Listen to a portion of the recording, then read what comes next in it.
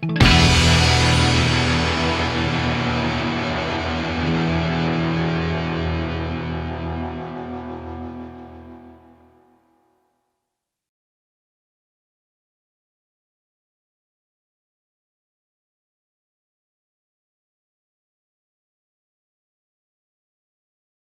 Chef, when you were putting the wines together, obviously, from a Westerner's point of view, most people think that Asian cuisine and particularly Indian food doesn't necessarily go with wine. But being a winemaker, I think wine goes with everything. But it's obviously you need to experiment. I think the thing is that when we explore the Indian cuisine, the amount of the spices which is used in Indian cuisine and compared to the Western cuisine. Yes, absolutely. So that's why it's complicated. So it's all about how is the aging of the wine, what is it, how is the could be the white wine, could be the red wine.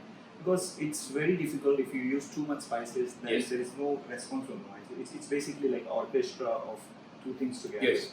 So it's a bit difficult. It's not so easy to compare, get the wines well go with the Indian cuisine. I think it's all about adjusting the spices level at the same time. Different spices. Some of the spices like nutmeg, it's too heavy. It might not go very well. But garlic, ginger goes so well. So some basic spices might go. Even the saffron, sometimes it's very higher side. You can go with the wine. So we need to work on those the type of wine and the type of dish. Because one of the things that I think from an Australian perspective is Australian Shiraz and particularly Wolf Blass Golden Label Shiraz, it's got a lovely sweeter fruit character and softer tannin structure, and I think that really goes well with more spice.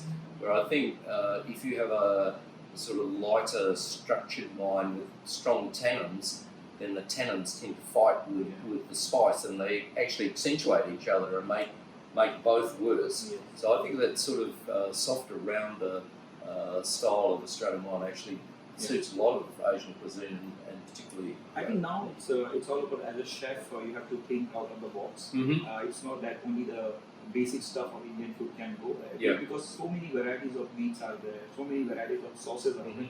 So generally, like the Indian food is very very heavier side.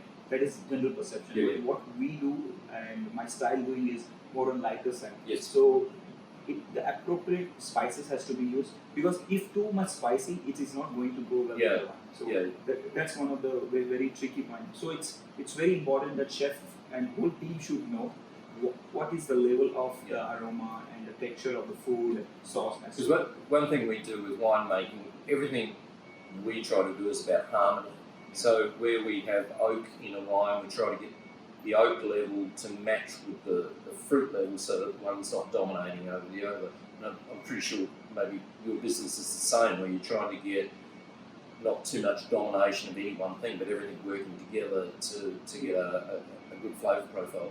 And also in what we do the set menu, and often Indian restaurants, not so many Indian restaurants do the very well set menu. We do a few good set menus. So when it comes to the set menu, it's easy for us to match the wine, so that each course can be balanced well with could be a white or could be a red wine. So the way what I do, I try to do from lighter version to go to the heavier side. So it's easy, like chicken or a fish would be in the first course, and the lamb comes in the third or fourth course. So it balances well. And the sauce is what I try to do it more on the fourth course or probably the third course.